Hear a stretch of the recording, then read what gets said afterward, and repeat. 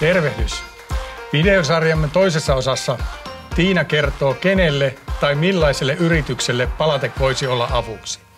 Ole hyvä, Tiina. Kiitos, Marko. Joo, eli meiltähän on saatavissa hyvin kattavasti raaka-ainemateriaalit niin koneistusalan, konepajateollisuuden tai vaikkapa prosessiteollisuuden tarpeisiin.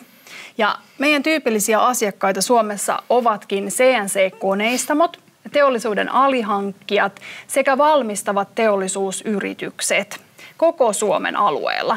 Eli meidän asiakkaat valmistaa sitten näistä raaka-ainemateriaaleista erilaisia osia tai kokoonpanoja.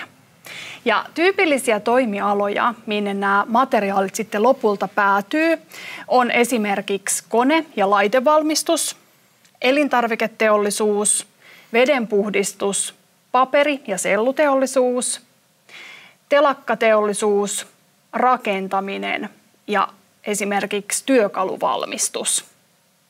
Ja nyt jos siellä ruudun toisella puolella sä työskentelet hankintojen parissa näillä kyseisillä toimialoilla, niin käy kurkkaamassa meidän nettisivuilta www.palatec.fi ja sieltä löydät meidän yhteystiedot sekä myöskin lisätietoa meidän tuotevalikoimasta. Ota rohkeasti yhteyttä ja katsotaan, miten me voitaisiin olla avuksi teidän materiaalihankinnoissa tulevaisuudessa.